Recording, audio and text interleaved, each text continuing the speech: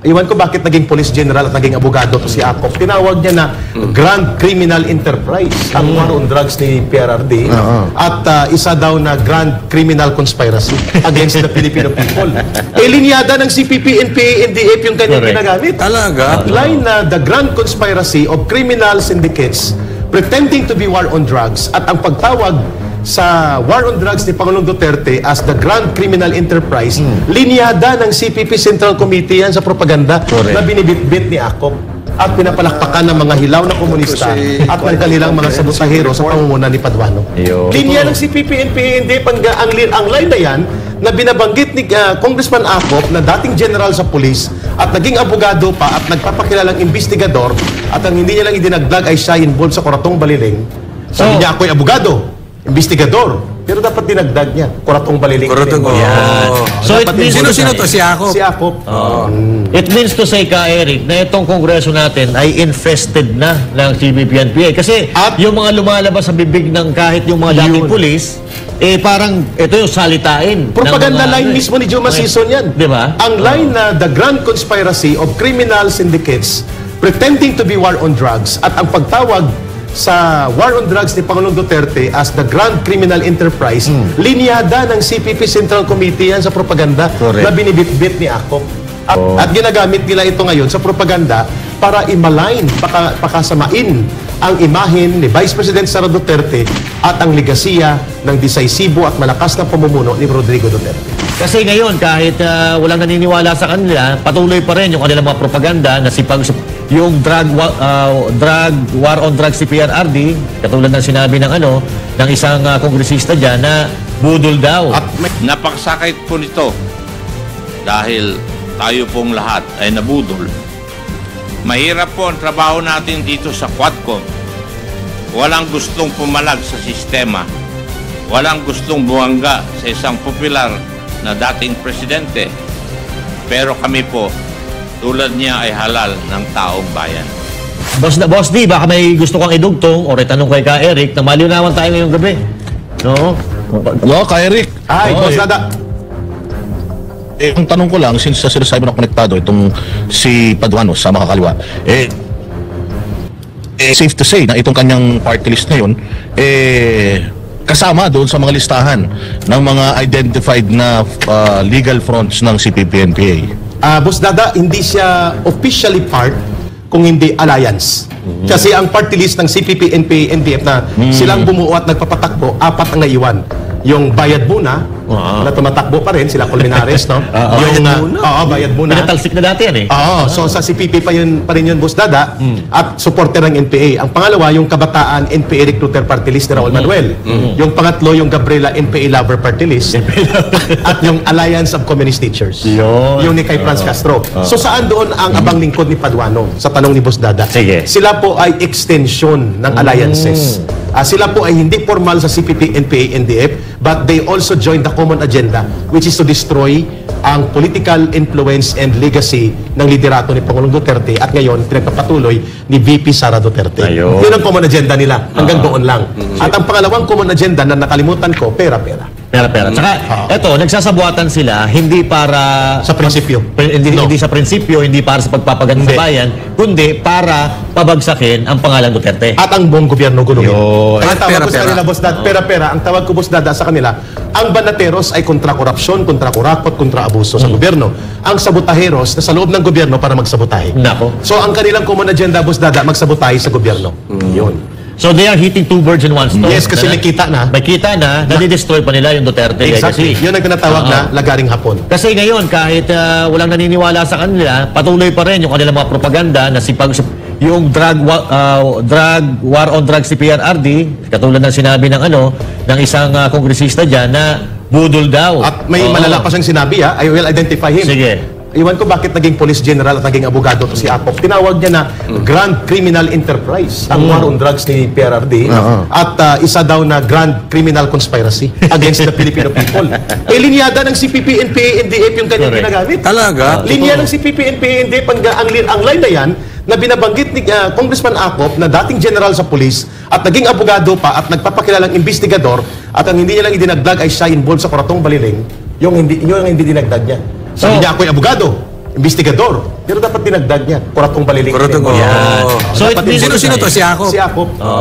It means to say, Ka Eric, na itong kongreso natin ay infested na ng CBP-NPA. Kasi yung mga lumalabas sa bibig ng kahit yung mga dating pulis, parang ito yung salitain. Propaganda line mismo ni Juma Sison yan. Di ba? Ang line na the grand conspiracy of criminal syndicates pretending to be war on drugs at ang pagtawag sa war on drugs ni Pangulong Duterte as the grand criminal enterprise, linyada ng CPP Central Committee yan sa propaganda na binibitbit ni Akop at pinapalakpakan ng mga hilaw na komunista at ng kanilang mga sabotahero sa pangunguna ni Paduano.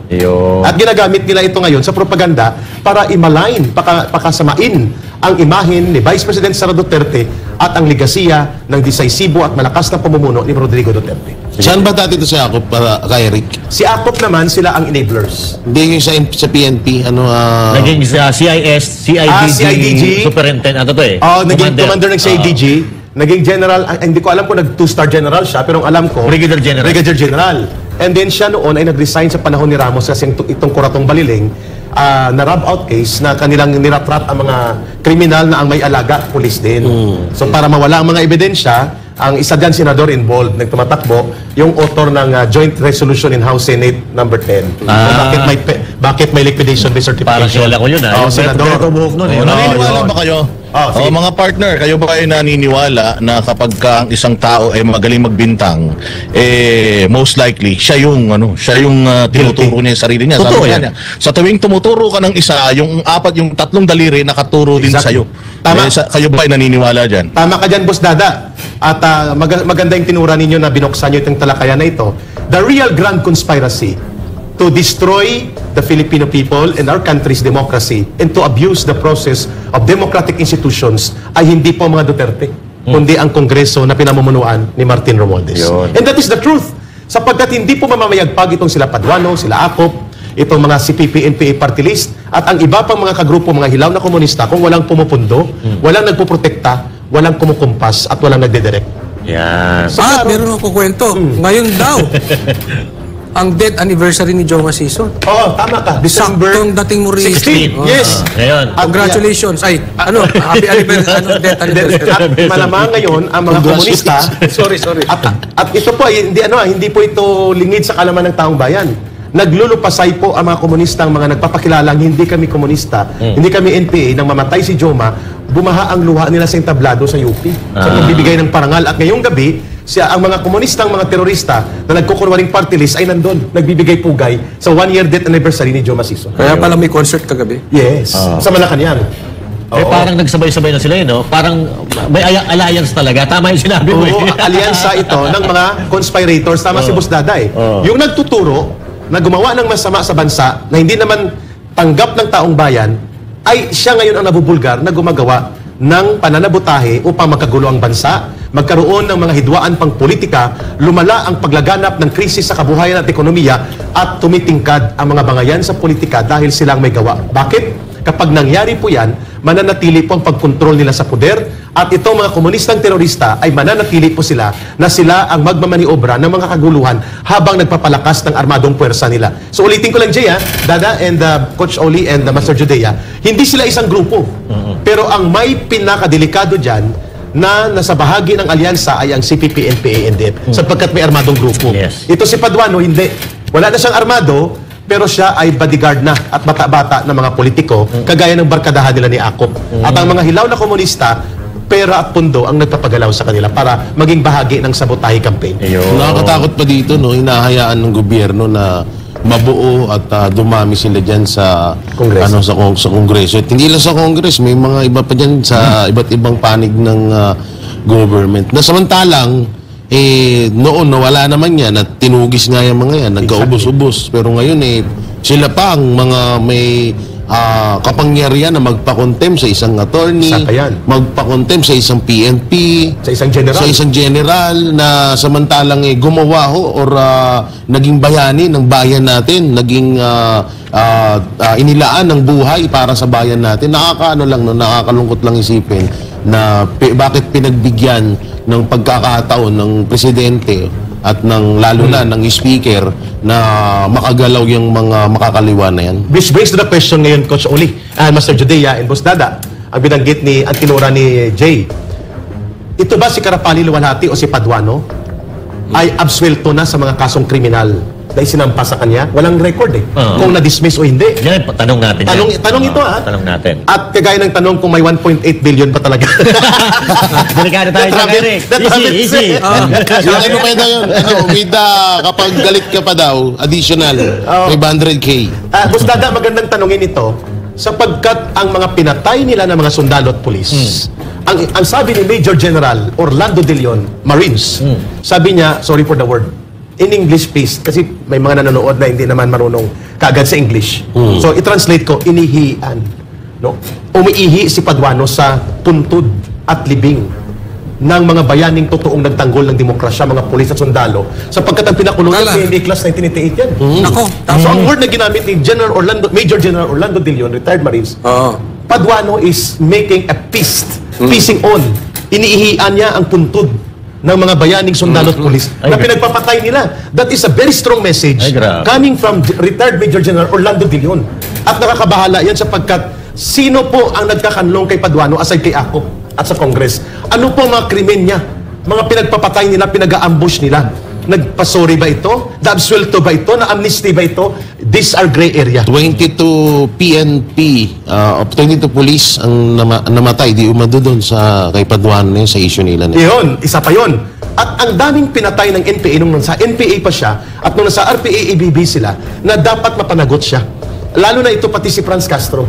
Dahil under appeal siya, samantalang si Pastor Kibuloy ay hindi convicted, may kaso lang, hindi makalabas. At ang mga ministro ng KOJC. Samantalang itong convicted criminal sa Toro Campo and Franz Castro ay hindi nakukulong at si Paduano na most likely may mga pending criminal cases sa pagpatay sa mga pulis at sundalo, panununog at pangbubomba at hindi inilalantad ng gobyerno ngayon, sinong kadler niya? Hindi kaya kay Eric may ex-deal tong mga to? Most likely. Diba? Most likely. Sinong kadler? O sinong kanyang maliban sa kay Martin Romualdez sa House Speaker at kay Akop, sino ang nag-handle sa kanya?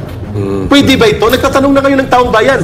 At ang challenge ngayon sa mga retired and active military officers, napakalinaw po ng napakasakit at puno ng emosyon na inihayag ni PMA Class 1982 at retired Marine General, Marine Major General Orlando De Leon, inihihian po at binabastos ni Paduano ang libingan at puntod ng mga totoong bayaning mga pulis at sundalo sa kanyang pagpapakulong at pag-abuso sa poder, Bustada. Sa kay Question.